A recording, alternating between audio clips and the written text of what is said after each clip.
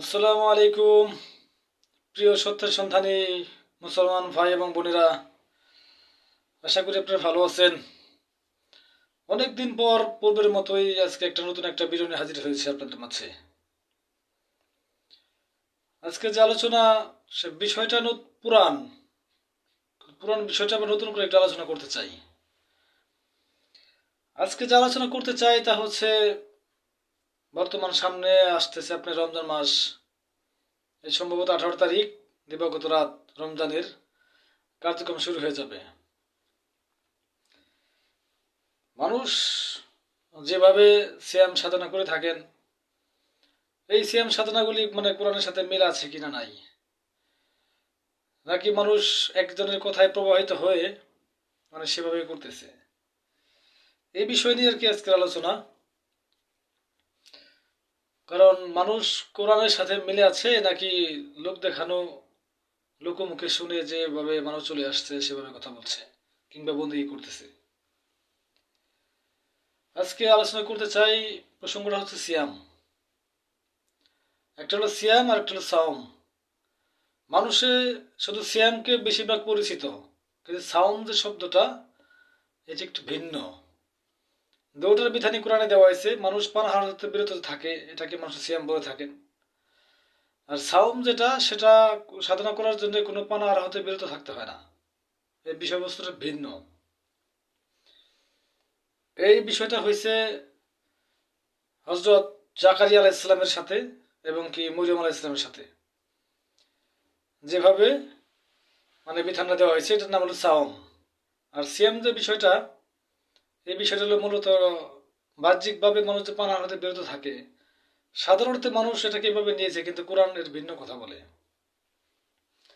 প্রথমে যেটা বলতে চাইলে, আপনার রমজান মাসের নাম করা হয়েছে রমজান। রমজানের বাংলা শব্দ অর্থ হচ্ছে জ্বালিয়ে পুড়িয়ে ভস্য করা। এই জ্বালিয়ে পুড়িয়ে ভস্য করার মাস, এটাকে আমরা বলি যে শাহরি রমাদান, রমজান বা জ্বালিয়ে পুড়িয়ে ভস্য করে দেওয়ার মাস। এখন সাধারণ অর্থে জ্বালিয়ে পোড়া বলতে মানুষে যেমন ক্ষুধার তৃষ্ণা, ক্ষুধার যন্ত্রণা, এই মানুষের ক্ষুধা নিবারণ করে থাকেন, ক্ষুধার জ্বালা সহ্য করে থাকেন। এই ক্ষুধা জ্বালা সহ্য করার থেকে মানুষে বলে থাকে যে এটা রোজার পালন করা হইতেছে। যদিও এই রোজা শব্দটা আরবি নন, এটা একটা ফার্সি শব্দ। যেমন রোজা, নামাজ, তারপর ফেরেশতা, দুজক, বেহেশত, মাজার, এই শব্দগুলি হচ্ছে ফার্সি শব্দ। কিন্তু মানুষ বাংলার ক্ষেত্রে ফার্সিকে বেশি প্রাধান্য দিয়েছে, বিশেষ করে ইবাদতের ক্ষেত্রে আর কি। যাই হোক, যেটা বলতে চাই যে জ্বালিয়ে পুড়ে ভস্য করে দেওয়ার মাস হচ্ছে এই রমাদান। এই রমাদান মাসে মানুষে কি জ্বালিয়ে পুড়ে দিবে? মানুষ তো জ্বালায় পুরা দেয়ই না, আরো এই মাসে বেশি রকম মানুষ ব্যয় করে থাকেন। এই মাসটা হচ্ছে সাধারণ অর্থে শরীয়তের ভাষায় বলা হয়ে থাকে 12 মাসে 1 বছর। এই 12 মাসের মাঝে যে মানুষ কর্মগুলি করে থাকে, বিশেষ করে 11 মাস। 11 মাস কিভাবে কর্ম করবে, কতটা নীতিবান হয়ে থাকবে, কতটা সততা বজায় রাখবে, এর জন্য 1 মাস প্র্যাকটিস করা হয়। 1 মাস প্র্যাকটিস করার পর মানুষ আবার বেশ কয়েক মাস কিংবা সারা বছর এই নীতি আদর্শ বজায় রেখে চলতে থাকবে। এই জন্য 1 মাস পরিচর্যা করে থাকেন। কিন্তু অনেক লোক আছে যারা এই শুধু এই রমজান মাসটাকেই শুধু বিরতর মাস হিসাবে নিয়ে থাকেন, কিন্তু পরবর্তী সময় কে আর রমজান মাসের মতো চলেন না। শুধু পানাহারটাই করে থাকেন, কিন্তু চারিত্রিক বৈশিষ্ট্য আগের মতো থেকে যায়। চরিত্রের উন্নয়নের জন্য এই মাসে সাধনা করে থাকেন মানুষ, কিন্তু বাস্তবে মানুষ তার পরিবর্তন ঘটায় না। এরা মনে করে যে এই 1 মাসই তো করবো, তার পরবর্তী আর সময়ের প্রয়োজন নেই এটা। অথচ পরবর্তী 11 মাস ভালো থাকার জন্যই এই 1 মাসের পরিচর্যা করা হয়ে থাকে। মানুষ আসলে ভন্ডের কাতারে পড়ে গেছেন। তো আমি আসলে সিয়াম সম্পর্কে যে বিষয়ে আলোচনা করতে চাই, কোরআন আসলে যেভাবে বলছে সেভাবে। মানুষ কোরআন বাদ দিয়ে দিয়েছে। মানুষ কোরআন পড়তে ভয় পায়, ভুল হয়ে যাবে নাকি, ভুল হয়ে গেলে গুনাহ হয়ে যাবে আর কি। এই মানুষের ভিতরে মানুষের এরকম চিন্তা ভাবনা তৈরি করে দিয়েছে যে মানে কোরআন এরকম একটা বিষয়, মানুষ হাদিস কিংবা মানুষের রচিত কিতাব বা মানুষের কথা শুনে মানুষের বন্দী করে থাকেন।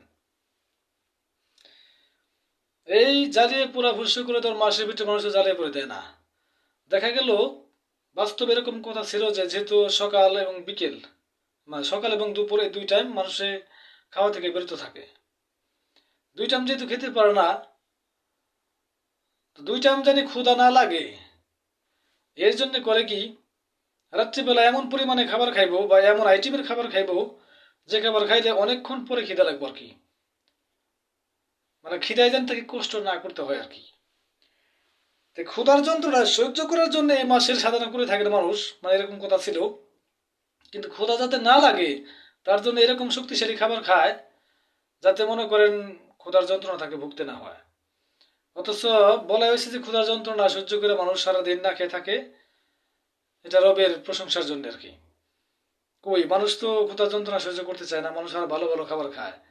যদি ক্ষুধার যন্ত্রণাই প্রসঙ্গক্রমে সামনে আসতো বা এইটাকে মানুষের প্রাধান্য দিত, তাহলে সারা বছর যে তুলনায় যারা ব্যবসায়ী বা যারা এটা কিনে খায় খাবার, তাদের তো রোজার মাসে খরচ কম হওয়ার কথা ছিল। কিন্তু রোজার মাসে সাধারণ যেভাবে সংসারে খরচ হয়ে থাকে সারা বছর 11 মাস, কিন্তু রোজার মাসে তার চেয়ে অনেক বেশি খরচ করে। ব্যবসায়ীরা সারা বছর যেভাবে 11 মাস লাভ করে থাকেন বিক্রি করে থাকেন তার চেয়ে বেশি বিক্রি করে থাকেন রমজান মাসে। কই এই রমজান মাসে তো দোকানের বেচা কিনে কম হওয়ার কথা ছিল। রমজান মাসে তো মানুষের সাংসারিক খরচ সারা বছর সাথে 1 মাস কম হওয়ার কথা ছিল। সবকিছু যদি বেশি হয় তার মানে রোজার পালনের যেটা সেটা হচ্ছে না। মেন কথা হচ্ছে এই এই রোজার সিস্টেম আল্লাহর কোনো বিধানই না আর কি। মানুষে শুনলে তাদের খারাপ লাগতে পারে, কিন্তু মন্তব্য করার ইচ্ছা থাকলে কথাগুলি পুরোপুরি শুনতে চেষ্টা করবেন। এই ভিডিওটা মানে কতক্ষণ লং হয়ে যাবে বলতে পারছি না, ধারণা করি কমপক্ষে 20 মিনিট 25 মিনিট বা 15 মিনিট, আধা ঘন্টা প্লাস হতে পারে। যে বিষয়টা বলতে চাই এই সিয়াম এবং সাওম, এই সিয়াম এবং সাওম কোরআনে বলা হয়েছে যে কুতিবা আলাইকুমুস সিয়াম, তোমাদের উপর সিয়ামকে কেতাবস্থ করা হইলো বা মানুষে মনে করে নিচ্ছে এটাকে ফরজ করে দেওয়া হয়েছে। এখানে কোরআনে আল্লাহ ফরজ শব্দ ব্যবহার করা নাই। ফরজ শব্দ অন্য জায়গায় অন্য কোনো বিধানের ক্ষেত্রে ব্যবহার করছে, কিন্তু সিয়ামের ক্ষেত্রে ফরজ শব্দ ব্যবহার করেন নাই। যেমন সূরা সম্ভবত নূর হতে পারে, সূরা নূর, এর ভিতরে আল্লাহ বলছে যে আমি এই বিধানকে অবশ্যই ফরজ মানে পালনীয় করিয়েছি, অবশ্যই ফরজ করিয়েছি কিংবা অবশ্যই পালনীয় করিয়েছি। কোরআনে 6236টা আয়াত আছে। 6236টা আয়াতের মধ্যে মাত্র একটা আয়াত দেখছি যে যেখানে আল্লাহ বলছে যে ইহার বিধানকে আমি অবশ্যই পালনীয় করিয়েছি মানে ফরজ করিয়েছি।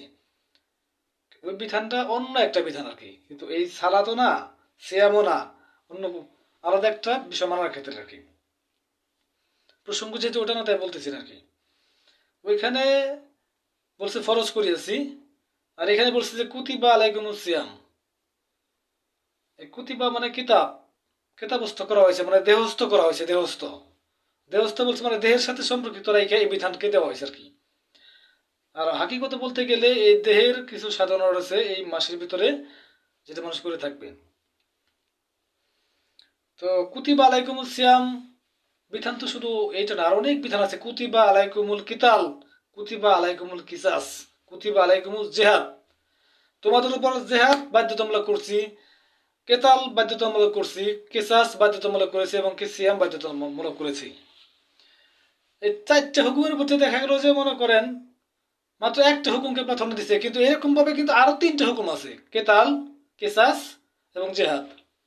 মানুষ কিন্তু এটা করতেছে না, কারণ ওটা করার জন্য মানে যা প্রয়োজন যে শিক্ষা সেটা মানুষকে দিচ্ছে না।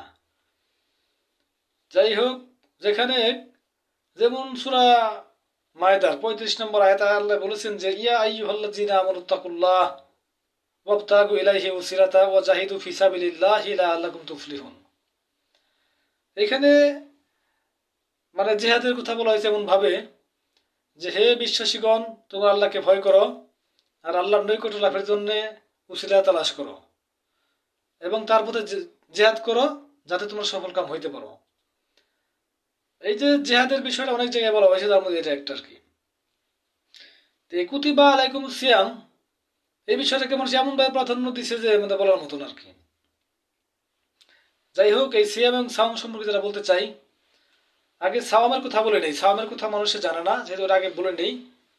এই সাওমটা হচ্ছে এমন একটা বিষয়, এটা মানুষের কথা বলা থেকে বিরত থাকাকেই বলা হচ্ছে সাওম। একটা সিয়াম, একটা সাওম।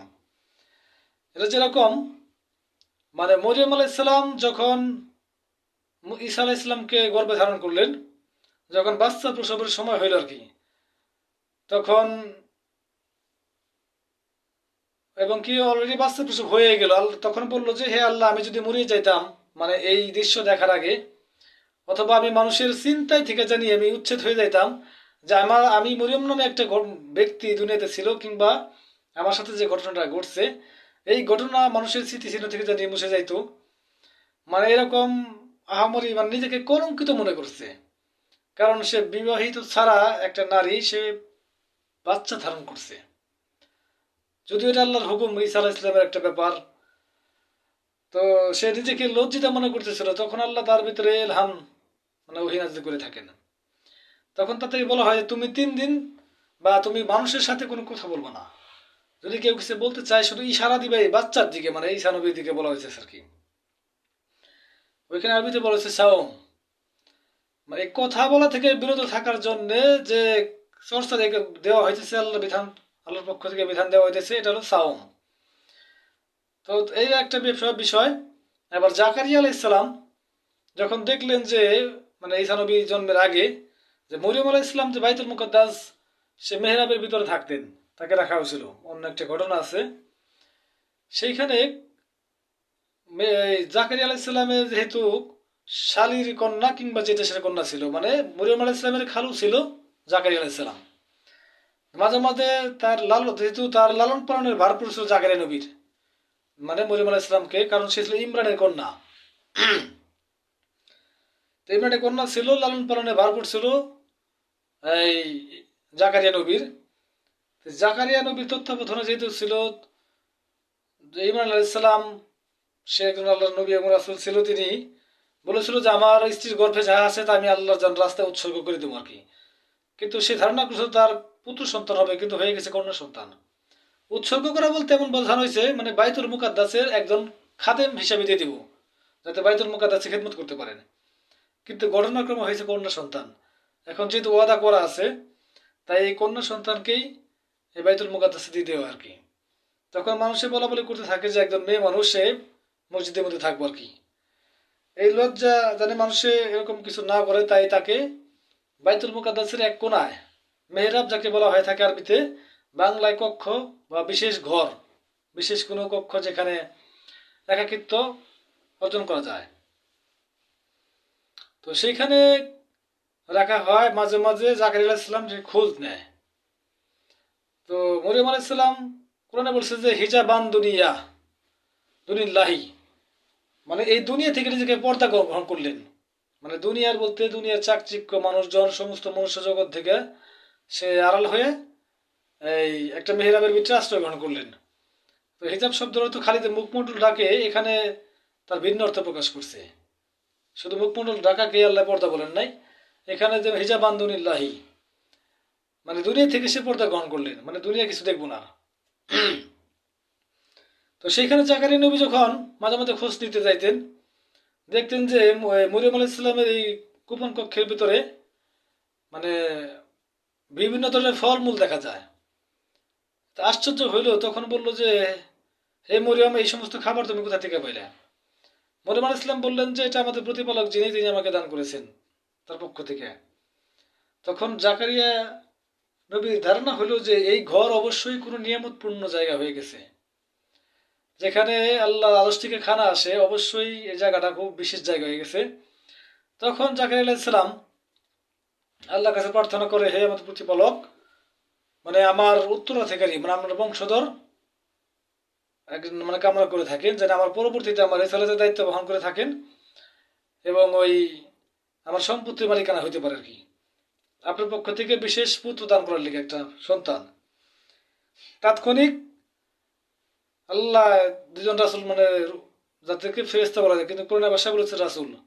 যেহেতু আল্লাহ বলছে যে আমি ফেরেশতাদের মধ্য থেকে রাসূল নির্বাচন করে থাকি এবং মানুষের মধ্য থেকে রাসূল নির্বাচন করে থাকি, তারা ফেরেশতা রাসূল যারা, তারা তাৎক্ষণিক ওই কক্ষে হাজির হয়ে যায়। তখন ইয়াহিয়া জাকারিয়া আলাইহিস সালামকে সুসংবাদ দেয় যে আপনাকে একটা পুত্র সন্তানের সুসংবাদ দিচ্ছি, তিনি হবে স্ত্রী বৈরাগী, মানে সে জীবনে বিবাহ করবো না আর কি। তার নাম হবে ইয়াহিয়া। সে ইতপূর্বে এই নামে আল্লাহ কাউকে ইয়াহিয়া নাম রাখেন নাই। সেই একজন স্থির বুদ্ধি সম্পন্ন ব্যক্তির সুসংবাদ দিচ্ছে আমরা আওলাদের। তখন জাকারিয়া আলাইহিস সালাম তো লাঠি ভর দিয়ে হাঁটে, একেবারে শেষকালে বৃদ্ধ বয়স। তো জাকারিয়া আলাইহিস সালাম বললেন যে কি করে আমার সন্তান হবে, যেহেতু আমি বৃদ্ধ, আমার স্ত্রী তো বন্ধা। তখন বললো যে আপনি কি এই বিষয়ে আশ্চর্য হচ্ছেন, মানে আপনার প্রতিপালক কি ইহা করতে সক্ষম নন? সে বললো যে না, সবকিছু করতে সক্ষম, কিন্তু আমি একটু ইতস্ত বোধ করতেছি যে এটা কি করে সম্ভব, যেহেতু আমার এরকম বয়স নেই। তো বললো যে এটাই সম্ভব, কারণ কি আপনার প্রতিপালক চাইছে তাই হবে। কারণ আপনার প্রতিপালক যদি কখনো কোনো কিছু তৈরি করতে বা সৃষ্টি করতে ইচ্ছা পোষণ করেন, তখন শুধু বলে যে কুন ফাইয়া কুন, আপনি বলেন যে হো, আল্লাহ তখন শুধু আদেশ করেন যে হও, অতঃপর তা হয়ে যায়। আল্লাহর শুধু মুখ দিয়ে বললেই হয় যে হও, অতঃপর তা হয়ে যায়। তখন জাকারিয়া আলাইহিস সালাম বললেন যে তাহলে আমার মানে কিছু নিদর্শন দিক, কিভাবে সন্তান হইবে আমি বুঝুম কিভাবে। তখন তাকে বলে যে তুমি 3 দিন কোনো মানুষের সাথে কথা বলবো না, সর্বস্ত ইশারা ব্যতীত, মুখ দিয়ে কোনো শব্দ বের করবো না আর কি, মানুষের সাথে কথা বলবো না। এভাবে করে অতঃপর পরবর্তী সেই সন্তানের অধিকারী হয় আর কি। মূলত সিয়াম শব্দ যে কথা বলতে চাই, এই মরিয়ম আলাইহিস সালাম এবং জাকারিয়া আলাইহিস সালাম যে মনুষ্য হতে, মানুষের জগৎ হতে যে কথা বলবো না আর কি, কথা না বলার যে বিরতি, এই সংযোগ, সংযম, প্রচেষ্টা, এইখানে এই সাওম শব্দ বলা হয়েছে এই কারণে যে মানুষ থেকে কথা বলা বিরত থাকা আর কি, মানে খাবার হতে, মানে পানাহার হতে বিরত থাকা নয় আর কি। এটাকে বলা হচ্ছে সাওম। আর সিয়াম শব্দ যে ব্যবহার করা হয়েছে, যদিও কথার প্রসঙ্গ বলতে গিয়ে অনেক লম্বা হয়ে গেল,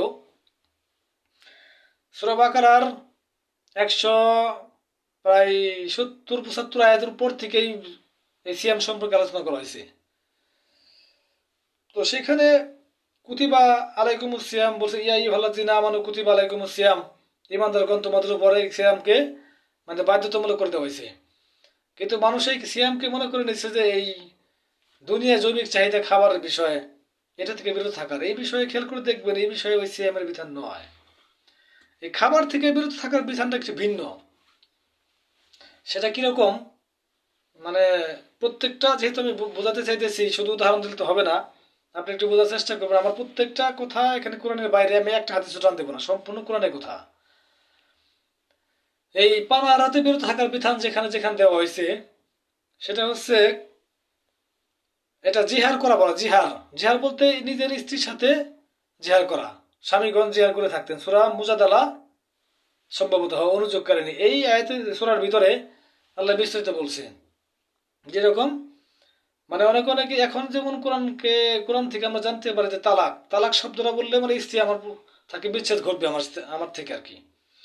তো একটা সময় ছিল যে স্ত্রীর সাথে জিহার করতো, বাংলায় বলা চলে মানে তুলনা করতো। তুলনাটা কিরকম, মানে স্বামী তার স্ত্রীকে বলতো আমি তোমাকে আমার মায়ের মতো দেখি, অথবা আমি তোমার বোনের মতো দেখি।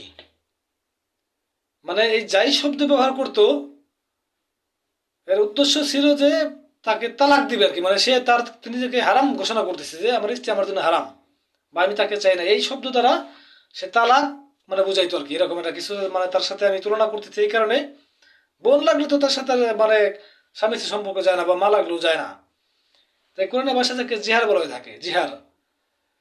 তো এই জিহার থেকে মুক্তির ব্যবস্থার লিগে আল্লাহ বিধান দিছে।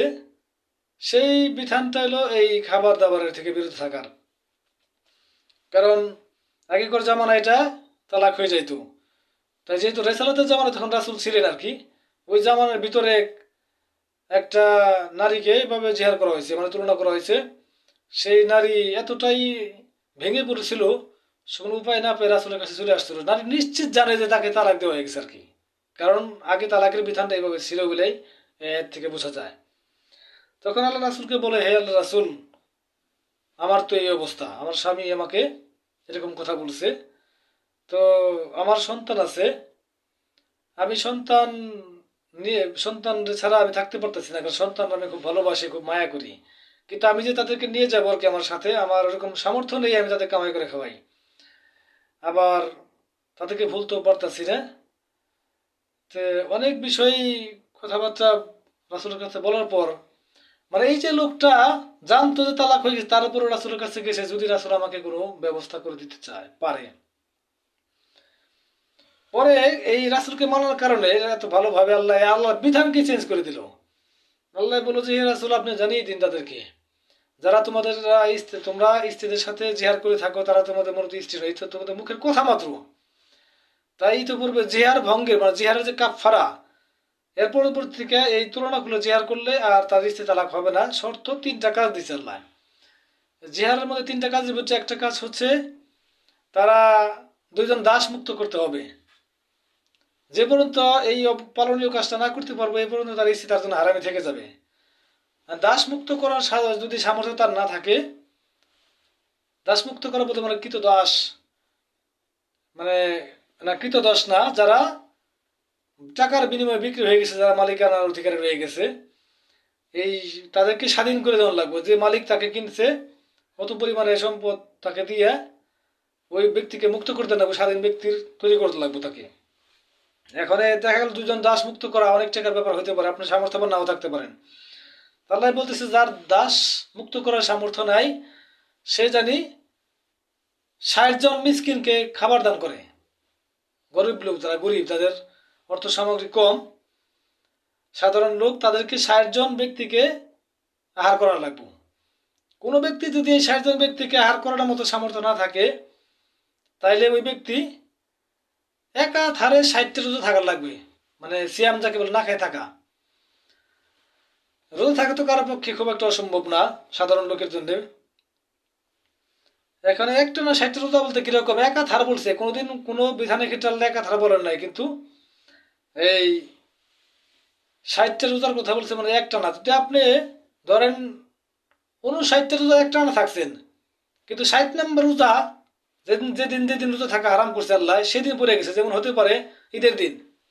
ঈদের দিন তো রোজা রাখা হারাম, কিন্তু আপনি দেখা গেল ৬০ নম্বর দিন ঈদের দিন পড়ে গেছে, তাহলে এই রোজা আগে ৫৯টা থাকছেন, এই ৫৯টা বরবাদ হয়ে যাবে।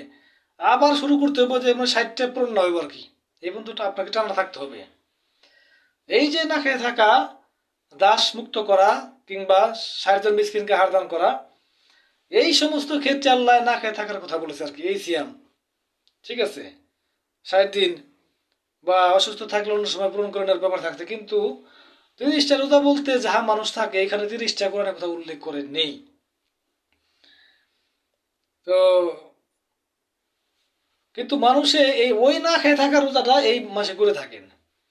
আসলে এই না খেয়ে থাকা রোজা তো আসলে আল্লাহর বিধানই না, মানে বিশেষ করে এই রমজান মাসের যে ব্যাপারটা রয়েছে, এই রোজার সাথে পুরুষের সাথে নারী সম্পর্কিত রয়েছে। এখানে নারীর হাইজ মানে মেন্সের সম্পর্ক রয়েছে আর কি, এটা একটা ইত্তেকাবের ব্যবস্থা রয়েছে আর কি।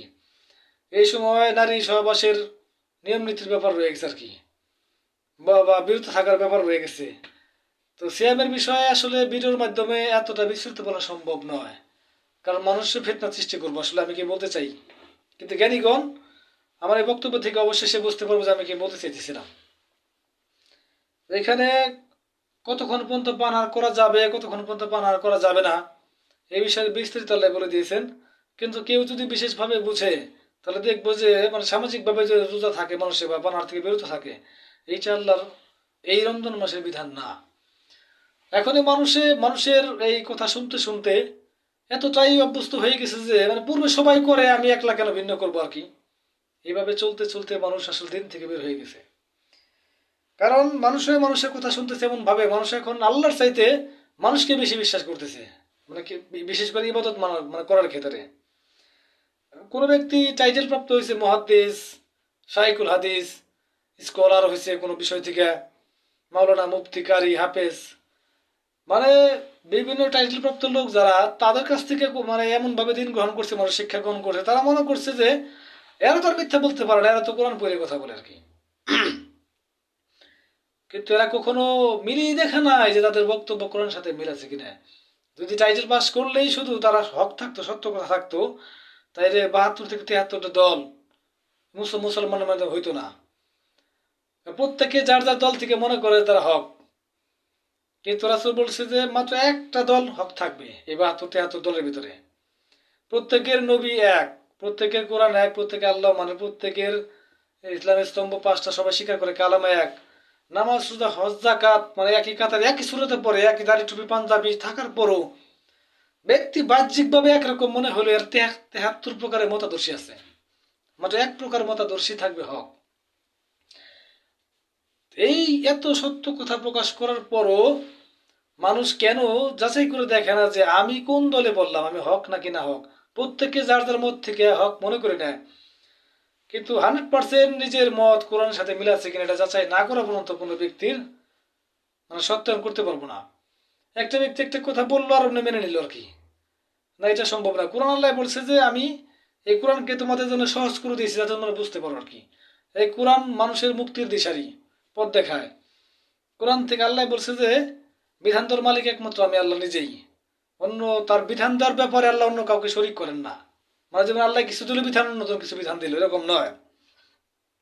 রাসূলদের দায়িত্ব ছিল আল্লাহর বার্তা শুধু পৌঁছে দেওয়া, তাদের বিধান দেওয়া তাদের দায়িত্ব ছিল না। বিধান দিবে একমাত্র আল্লাহ, আল্লাহ যে বিধান দিবে শুধু পৌঁছে দিবে আর কি। দেখা গেল যে অনেক হাদিস আছে যে হাদিসের ভিতরে হাদিসের মান সহি করা হয়েছে, যে বলা হয় যে হাজা হাদিসুন হাসানুন সহিহুন, মানে এই হাদিসটি উত্তম এবং বিশুদ্ধ। এই উত্তম বিশুদ্ধ এই কথা কে বলবে? মানুষই বলবে না, এটা আল্লাহ বলবে যে এই হাদিসটা সত্য না মিথ্যা আর কি। তো মানুষ যাচাই করে দেখলো না যে 1447 হিজরি সম্ভবত যায়, কিছু কম বেশি হইতে পারে, খেয়াল করতেছে মনে পড়তেছে না। এতদিন পরে পরে মানুষে এরকম ভাবে করতেছে, আসলে তাদের বন্দেগী কোরআনের সাথে মিলাছে কিনা। ধরেন যে একটা সার্টিফিকেট বা কোনো একটা লেখা বা কোনো একটা পিকচার লেখাই ধরেন একটা ফটোকপির দোকানে গেল ওই জিনিসটা ফটোকপি করতে, তো একটা ফটোকপি করলো, সে মূলটা ঠিক রেখে ওই ফটোকপি আরেকটা ফটোকপি করলো, তার ফটোকপি আরেকটা ফটোকপি করলো, করতে করতে মনে করেন 50টা ফটোকপি যদি করে, যারা ফটোকপি সম্পর্কে ধারণা আছে তারা অবশ্যই বুঝতে পারবেন যে কিছু লেখা এখানে বাদ পড়ে যাবে, কিছু জায়গায় লেখা সাদা হয়ে যাবে, কারণ একটার পর একটা ফটোকপি করছে, একটা দিয়ে তো করে নাই, মানে যেটা করছে ওইটা আরেকটা করছে, তারটা আরেকটা করছে। তো 20-30টা যাওয়ার পর যে অবস্থা হয়ে যাবে, তো কেউ জায়গায় জায়গায় লেখা আকার রস্বীকার ভুল হতে পারে, দেখা যাবে না। অনেকে মনে করবো যে এটা মনে হয় এরকম ছিল, আরেকজন মনে করে এরকম ছিল। এই যে ধারণা করতে করতে দেখা 10 জন ব্যক্তি 10 প্রকার ধারণা করে ফেলাইছে আর কি, এখানে 10টা মতের সৃষ্টি হয়েছে আর কি। কিন্তু প্রকৃত জ্ঞানী লোক যে সে মূল যে একটা কপি রয়ে গেছে সেই কপির সাথে মিলি দেখবো যে লাস্ট কপির সাথে ফার্স্ট কপির কতটুকু মিল, তাইলে সেই ব্যক্তি বুঝতে পারবো যে আসলে সে কতটা সঠিক তথ্যগুলি পাইছে। তা আমরা বলতে চাই এত 1450 বছর মানে এই কোরআনের প্রায় 1500 বছর হয়ে গেছে বয়স, এই বয়সের ভিতরে মানুষকে একবার মিলিয়ে দেখলো না যে আমার বন্দুকি কোরআনের সাথে মিলাচ্ছে কিনা। মানে ব্যক্তি থেকে ব্যক্তি এরকম শুনতে শুনতে আস্তে আস্তে এতটা দূরত্ব পৌঁছাই গেছে যে এখন এত মতাদর্শী হয়ে গেছে যে কারোর সাথে কারোর মতো মিল নেই, মানে এই ফটোকপি করার মতো আর কি। পৃথিবীতে সমস্ত কাজের ক্ষেত্রে এতটা সূক্ষ্মভাবে সূক্ষ্ম নিখুঁত ভাবে মানুষ যাচাই বাছাই করে গ্রহণ করে তা বলার মতো না। 2 টাকার একটা নোট যদি দেয় মানুষকে ফেরত দেয় টাকার মানে সদাই পাতি করার ক্ষেত্রে কেনাকাটা করার পর, তাও টাকার এই পিঠ ও পিঠ খুব ভালো করে দেখে নেয় যে কোনো কাটা ছিঁড়ে আছে কিনা। 500 টাকার একটা নোট দিলে ভালো করে দেখে যেটা জাল কিনা, ঘষা মাথাতে দেখে। 1000 টাকার নোট দিলে খুব ভালো করে দেখে। মানে সাধারণ দুনিয়ার কোনো সম্পদ দেখার ক্ষেত্রে এতটা নিখুঁত ভাবে দেখে। একটা স্বর্ণ দিলে স্বর্ণটা বিভিন্ন জায়গায় কুষ্টি পদ্ধতি যাচাই করে দেখে। কিন্তু এই ইমান মানুষের দেওয়া হয়েছে, সে যে বন্দিগি করার মাধ্যমে আল্লাহ জান্নাত লাভ করতে চায়, আল্লাহ সন্তুষ্টি অর্জন করতে চায়, সে নিজেকে কোনোদিনও মিলিয়ে দেখলো না যে আমি এতদিন যা শুনলাম কোরআনে কি আসলে আল্লাহ এইভাবে বলছেন অন্যভাবে বলছে মানুষের কাছ থেকে যা শুনি, সে কোরআনের সাথে নিজের বন্দিগির সাথে মিলিয়ে দেখলো না যে আমি আসলে ঠিক না বেঠিক আছি। সে মনে করে সবাই করে আমি করলে সমস্যা কি, কিংবা বড় বড় মালানো উত্তর করতেছে আমি আর কি বুঝবো, আর প্রত্যেকেই বুঝবো আমি একজন ব্যক্তি যে ব্যক্তি জীবনে মাথা সেজাইনি বলা চলে আর কি। অথচ আমি আল্লাহ আমাকে এই সত্যিকে এত বুঝ দিছে যে মাথা সেজাও না সত্ত্বেও আমি কোরআন পড়তে শিখছি, শুধু মনোযোগ দেওয়ার কারণে এমনকি সৎ চিন্তা নিরপেক্ষ ভাবে আমি কোরআন গবেষণা করার চেষ্টা করছি। শুধু তো পড়তেই পারি না, আমি এখন কোরআনের প্রায় 50% অর্থ বুঝি। আমার সামনে কোনো ব্যক্তি কোরআনের একটা আয়াত যদি অনুবাদ করে বা তাফসীর করে, এটা যত বড় টাইটেল প্রাপ্ত থাক না কেন, সে আয়াতের ভুল ব্যাখ্যা করলে অবশ্যই সেটা আমি ধরতে পারবো।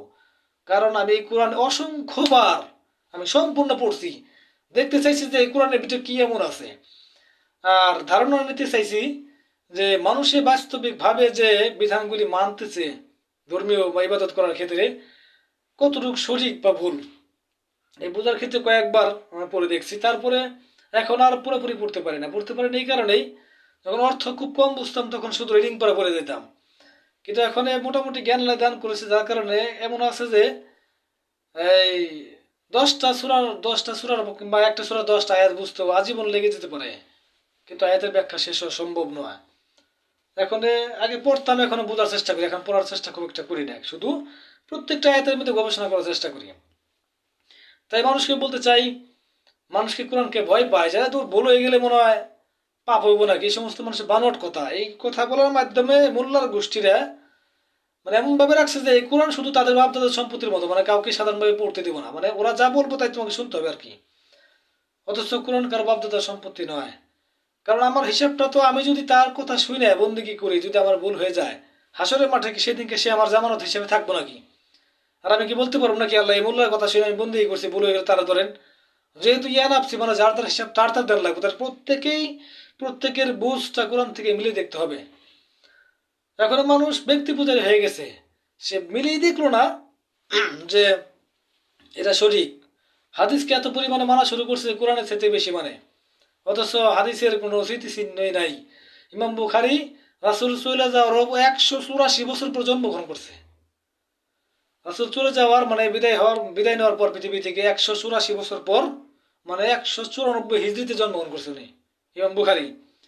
রাসূল 10ম হিজরিতে চলে গেছে, তার 10 বাদ দিলে 184 বছর, মানে 84 বছর পরে জন্মগ্রহণ যিনি করছে, তিনি বড় হয়েছে, লেখাপড়া করছে, তারপরে বিভিন্ন দেশে ঘোরাফেরা করছে, হাদিস সংগ্রহ করছে, যাচাই বাছাই করছে যত সম্ভব তার জ্ঞানে থেকে, তার আকীদা অনুযায়ী সে কিতাব লিখছে।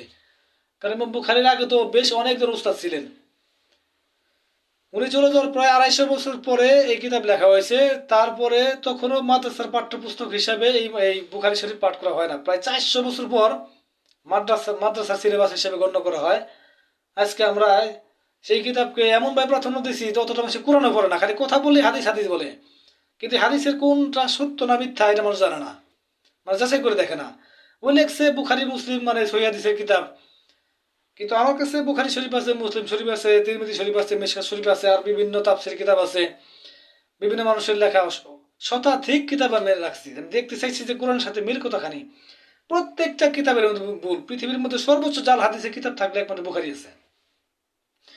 মানুষ যেটাকে সহিহ হাদিসের কিতাব মনে করে থাকে, সর্বোচ্চ জাল হাদিসের কিতাব থাকলে এই বুখারী শরীফ আছে। কিন্তু এই সিয়াসিত্তা কিতাবের ভিতরে সর্বোচ্চ যদি কেউ কোরআনের সাথে মিলাতে চায়, যে কোন হাদিসগুলি কোরআনের সাথে বেশি মিলে, নিরপেক্ষভাবে কোনো দল মত যদি না গ্রহণ করে, তাইলে একমাত্র তিরমিজি শরীফের কিছু কথা হাদিস আছে যে মানে হাদিসগুলি কোরআনের আয়াতের সাথে যায়। কিন্তু মানুষ মনে করে যে সহি মানে সবটি সহি, রাসূলের সেটি সবটি রাসূলের কথা। অথচ ইমাম বুখারী আমার জানা মতে 6 থেকে 7 লক্ষ হাদিস সংগ্রহ করছিল। সে যাচাই বাছাই করে 6 লক্ষ হাদিস ফেলাই দিছিল, কারণ রাসূলের নামে মিথ্যাও প্রচার করা হয়েছিল, রাসূল বলছে, কিন্তু পরে সে গবেষণা করে দেখছে এটা রাসূলের কথাই নয়, কোরআনের সাথে মিলে না। সেই 6 লক্ষের ভিতরে 7 লক্ষের ভিতরে মধ্যে 1 লক্ষ হাদিস রাখছে, তার মধ্যে মাত্র 7053টা কিংবা 7000 সামথিং কিছু কম বেশি মাত্র বুখারী শরীফে রাখছে। এর ভিতরেও মানে একটা হাদিস কোনো কোনো জায়গার ভিতরে 12 থেকে 14 জায়গায় পর্যন্ত একই হাদিস রিপিট করা হয়েছে। তাই বিশেষ করে তারা বলছে যে যে যদি একটা হাদিস একবার করে গণনা হয়, তাহলে 3.5 থেকে 4,000 হাদিস সর্বোচ্চ আছে, যেখানে 7,000 হাদিস, তার মানে এক হাদিস বিশেষ করে কয়েকবার রিপিট করা হয়েছে। ইমাম বুখারী নিজে বলতেছে যে আমি যে সমস্ত হাদিস সংগ্রহ করছি তা নয়, আমার কোনো হাদিস বা কোনো কথা যদি কোরআনের বিরুদ্ধে যায় তোমরা সেটাকে ছড়িয়ে ফেলে দিবা কি। নিজেকেও কিন্তু তোর হক মনে, কিন্তু মানুষ কোরআনের চাইতে বুখারী কিতাবকে সর্বোচ্চ বেশি প্রাধান্য দিছে। বুখারীও কিন্তু আরবি, মানে বুখারী শরীফ কোরআনও কিন্তু আরবি। বুখারী পড়তে মানে গুনাহ হবে এটা মনে করে, কিন্তু কোরআন পড়তে গুনাহ হবে এটা মনে করে নেয়। কিরকম ব্যক্তি পূজারী মানুষ, মানে আমাদের রাসূলকে যতখানি না মানে তার বেশি কোরআনকে এই বুখারীকে ততটা মানে, মানুষ মনে করে যে বুখারী যা বলছে ইমাম বুখারী এটাই মনে রাসূলের সমস্ত কথা। তাই আমি বলি প্রত্যেক বিশ্বে যত কিতাব আছে সমস্ত কিতাব পড়ার আগে কোরআন নামক যে কিতাবটা সেই কিতাবটা আগে পড়তে হবে। একাধিকবার পড়ার পর এই কোরআনের বিষয়বস্তু সম্পর্কে মূল ধারণা আপনাকে নিতে হবে আগে, যে আসলে কোরআনের নীতি আদর্শ কোন ধরনের। এই মাথায় সম্পূর্ণ জ্ঞান আসার পর আপনি বিশ্বের যত কিতাবে পড়েন না কিনলে তখন বুঝতে পারবেন যে কোন কথাটা সত্য কিংবা মিথ্যা, কারণ আপনি কোরআনে সম্পূর্ণ যদি একাধিকবার পড়েন। তাই মানুষ মানে এতটাই প্রাধান্য দিচ্ছে যে বলার মতো নয়। এক প্রাধান্য দিতে দিতে মানুষ কোরআন থেকে দূরে সরে গেছে। সে এত কিছু যাচাই করে দেখে, অথচ সে নিজের ইবাদত বন্দিগির সাথে যাচাই করে দেখে না তার জিনিসটা সঠিক কিনা। যাক, আজকে চেষ্টা করলাম এই সিএম সম্পর্কে আলোচনা করার জন্য। অনেক কিছু করতে চাইছিলাম, প্রসঙ্গক্রমে এখন মনে আসতেছে না, ভিডিওটা অনেক লম্বা হয়ে গেছে। তাই সিএমের মূল বিষয়বস্তু সম্পর্কে এই ভিডিওর মাধ্যমে বলা সম্ভব নয়। যার চিন্তা শক্তি প্রখর, যার আত্মদর্শনের ইচ্ছা আছে, নিরপেক্ষভাবে যারা ধর্মচর্চা করতে চায়, যারা কোনো ব্যক্তির সমর্থন করে না, কোরআন সমর্থন করতে চায়, যাদের অন্তর্দর্শী সম্পন্ন ব্যক্তি, যারা কোরআন আয়াত নিয়ে গবেষণা করে, যারা বোধ সম্পন্ন, এই সমস্ত লোকদেরকে আল্লাহ বলছে যে তাদের কাছে তাদের জন্য কোরআনের মানে কিছু বোঝার আছে আর কি। সাধারণ লোকের জন্য তাদের পদভষ্ট হয়ে যায়। অনেকে মনে করে যে কোরআন পড়ে কিছু বুঝলাম না, শুধু দেখলাম রিডিং পড়া আর কি, পূর্বের কিচ্ছা কাহিনী। পূর্বের কিচ্ছা কাহিনীর ভিতরেও নিদর্শন লুকায়িত রয়েছে। আল্লাহ বলছে যে এই ঘটনার মধ্যে নিদর্শন আছে। আল্লাহ কি কোনো কোনো মানে এই আজারে কিচ্ছা কি বর্ণনা করছে নাকি? প্রত্যেকটা ঘটনার পিছনে আমাদের শিক্ষা রয়েছে। কেন অমুক নবীর ঘটনা অমুক ইতিহাস আমাদেরকে টানতে শোনায়? আমরাও তো অনেক সময় মানুষের কথা বলার সময় অনেক কিছু উদাহরণ দিয়ে থাকি। উদাহরণ দেওয়ার উদ্দেশ্য কি শুধু খাতির আলাপ করা নাকি? উদাহরণ দেওয়ার উদ্দেশ্য হলো আমি যে কথাটা বলতে চাই সেই কথাকে সহজভাবে বোঝানোর জন্য একটা মানুষ উদাহরণ দিয়ে থাকে। আল্লাহ ঠিক কোরআন এরকম উদাহরণ দিয়েছেন। তো মানুষ এই কিচ্ছা কাহিনী, পূর্বের কিচ্ছা কাহিনী মনে করে এটাকে গুরুত্ব দিতে চায় না। যাই হোক, আজকে কথাগুলো বললাম। যারা সত্যের সন্ধানী তারা ব্যক্তি পূজারে না করে কোরআনে অবশ্যই গবেষণা করবেন, কোরআন বুঝে পড়ার চেষ্টা করবেন। দেখবেন যে বাস্তবে কোরআনের যে আইন, বাস্তবে তার কোনো মিল নেই। প্রায় 95% কোরআনের বিরোধী কার্যকলাপ চলে থাকে। অনেক কোথায় আছে যে কিন্তু বললে হজম করতে পারবেন না। যেমন আমরা তারাবি নামাজ সম্পর্কে যে প্রচলন আছে, এই তারাবি নামাজ বলতে বলতে মানুষের মাথা খারাপ হয়ে যাবে। তারাবি নামাজ তো আমাদের রাসূলের বিধান নন। কোরআনে জানাজার নামাজ সম্পর্কে বর্ণনা করা হয়েছে, তারপর তাহাজ্জুদ সম্পর্কে বর্ণনা করা হয়েছে, সালাতুল উস্তা সম্পর্কে বর্ণনা করা হয়েছে। সমস্ত প্রকার সালাতের কথা বলা হলো বলে দেখা গেল নফল নামাজের কথা বলা হয়েছে আর কি। কিন্তু তারাবি নামাজ সম্পর্কে কোরআনে নেই। কেন নেই? কারণ তারাবি নামাজ আমাদের ইসলাম ধর্মের কোনো বিধানই নেই। শুনলে মানুষের মাথা খারাপ হয়ে যাবে। এটা কিরকম? রাসূলের কাছে রাসূল যখন এই হাদিসটা কিন্তু আসলে যে বলতে চাই না হাদিসের কথা, কিন্তু বিধান যেহেতু মানুষ পালন করে, তারাবি নামাজটা পালন করে হাদিস দেখে, মানে কোরআনের কোনো দলিলপত্র নেই। আম্মা জান আয়েশা থেকে বর্ণনা করা হয়েছে যে লোকে তাকে জিজ্ঞাসা করেছিল রাসূলের বন্দেগী সম্পর্কে। আম্মা জান আয়েশা বলছে যে রাসূল সর্বদাই মানে 8 রাকাত সালাত আদায় করতেন এবং 3 রাকাত বেতর করতেন, 11। রমজান কিংবা গাইরে রমজান, মানে রমজান কিংবা রমজানের বাইরে এভাবে পড়ে থাকতেন। যারা 8 রাকাত নিয়ে আর 20 রাকাত নিয়ে মারামারি লাগছে বর্তমান তর্ক হাওয়ালে হাদিসের সাথে, তো সে বলছে মোহাম্মদ আয়েশা কি বলছে যে রমজান কিংবা রমজান ছাড়া রাসূল 11 রাকাতে বেশি পড়তেন না। তো মানুষজন দেখলেন যে রাসূল রমজান মাসে মানে মসজিদে যাতায়াত করেন। দু একজন লোক দেখলো, ওই তার দেখে দেখে করলো কি মানুষ আবার তার পাশ পাশ যাওয়া শুরু করলো আর কি। তো সবাই রাসূল করে মনে করে লোকজন পিছু পিছু করার। 3 দিন পর্যন্ত ঘটনা ঘটলো, দেখে যে রাসূল আস্তে আস্তে লোক বাড়তে শুরু করলো, আগের তুলনায় এখন মসজিদে আটে না। রাসূল কিন্তু কাউকে হুকুম করেন নাই যেভাবে বলা হয়েছে। তো 3 দিন পর থেকে রাসূলের মসজিদে আসে না। পরবর্তী মানুষে মনে করলো রাসূল অসুস্থ নাকি, খোঁজ দিতে যাই কেন আজকে মসজিদে আসে নাই। খোঁজ দিতে গিয়ে বললো যে তোমরা যেভাবে আমার পিছনে সালাত আদায় করা শুরু করছো আর কি, এভাবে আসতে থাকলে আল্লাহ এটাকে ফরজ করে দিতে পারে, মানে আইন বাধ্যতামূলক করে দিতে পারে, যা তোমাদের কষ্টসাধ্য হয়ে যায় তোমরা করতে পারবো না। স্পষ্ট পুষে বুঝাই দিল যে এটা বাধ্যতামূলক না। আর এই রমজান মাসে এই কাতার বন্দী হয়ে জামাতের সাথে পড়ার জন্য কোনো বিধান নাই এখানে। যেটা করতে যার ইচ্ছা থাকে একাধিকবার অসংখ্য সময় আপনি আনলিমিটেড করতে পারেন, তার আপনার ইচ্ছে। রাসূল এই তারাবি নামাজের বিধান করে যান নাই। এটা করছে কারা? উমর, দ্বিতীয় খলিফা যিনি উমর। তিনি একদিন মসজিদের পাশ দিয়ে যাতায়াত করার সময় বললেন যে এই লোকে বিচ্ছিন্নভাবে নামাজ আদায় করতেছে, এটা একত্র পড়লে মনে ভালো হইতো। তখন লোকদেরকে ডাকলো, যারা বিশেষ করে ইমামের দায়িত্বে ছিল আর কি। তারা যখন তাদেরকে উমর মানে হুকুম দিলেন যে আমি ঘোষণা দিতে চাই যেন সবাই একত্রে বা জামাতে সালাত আদায় করে। তখন যারা বিশেষ করে কাতিবে হয়েছিল, যারা ওই লেখক ছিলেন বা বিশেষ সাহাবী ছিল রাসূলের, তারা উমরকে বলল যে আমাদের রাসূল যে বিষয় করে যান নাই, আবু বকর চলে গেছে সেও যে বিষয় করেন নাই, আপনি এটা কেন করতে চান? সে বলল যে এটা উত্তম, মানে একটা ভালো মাধ্যম। মানে উত্তম বলতে বোঝালো যে বেদাতে হাসানা, মানে উত্তম বেদাত বা উত্তম আবিষ্কার। সে করলো কি, মানে যেহেতু রাষ্ট্রীয় খলিফা সেটা বাধ্যতামূলক করলো। পরবর্তীতে দেখা গেলো সবাই একত্র কাতার অবস্থায় সালাত আদায় করতেছে, মানে উমরের কথা শুনে। পরবর্তী রাস্তাতে যাওয়ার সময় সে বললো, ও দেখো কি উত্তম বেদাত, মানে আমি নতুন একটা সিস্টেম চালু করে দিলাম, দেখতে কত সুন্দর লাগতেছে। আপনার বিষয়টা খেয়াল করছেন, বুখারীতে এমন ভাবে সালাতুল তারাবি তারাবি মানে অধ্যায় সম্পর্কে যে সমস্ত বর্ণনা করা হয়েছে আর কি, সেখানে ভিতরে আপনার উপর নিজে বলতেছে যে উত্তম আবিষ্কার, কত মানে এটা নতুন সৃষ্টি করলাম আমি, এটা কত ভালো দেখা যাইতেছে। নিজেই বলতেছে নতুন বেদাত। আর সাহাবীরা বলতেছে যে রাসূল করে নাই, বক্কর করে নাই, আপনি কেন করেন? কোরআন রাসূল বলে দিছে যে আমি করি না এমন কিছু, বা কোরআনে নেই, যা করবো সে নিকৃষ্ট, এর জন্য সে জবাব দিতে করা লাগবে। তো এই তারাবি নামাজ এটা আমাদের ইসলাম ধর্মের কোনো বিধান, এটা উমরের বানানো বিধান, যেটা আল্লাহ রাসূল প্রতি রাত্রেই করতেন, রমজান কিংবা রমজান ছাড়া আমাদের আয়েশা সেটা বর্ণনা করছে। আর এটাকে মানুষে একত্র করে রমজানের বন্দেগী হিসাবে ধরে নিল আর কি। তে মানুষের যদি জ্ঞান খাড়াইতো, মানুষের যে বন্দেগী চর্চা করিয়ে থাকেন, তাহলে কোরআন ঘাইটে দেখলে আবার আর কিতাব মানে বুখারী শরীফ ঘাইটে দেখলো দেখলো যে মানুষ আর এখানে মানে উম্মতে মুহাম্মদী নাই, উম্মতে উমর হয়ে গেছে। উমর মানে মোহাম্মদ ইসলামের যে ধারা, সেই ইসলামী ধারা অনুযায়ী মানুষের বন্দেগী করতেছে না। বন্দেগী মিলে যদি দেখতে চায়, সবকিছু মিলেই দেখবো প্রায় 99% উমরের ধারা, উমরের বানানো বন্দেগী। তাই মানুষ এখানে রাসূলের ইসলাম পালন করে না, বিশেষ পালন করে উমরের ইসলাম।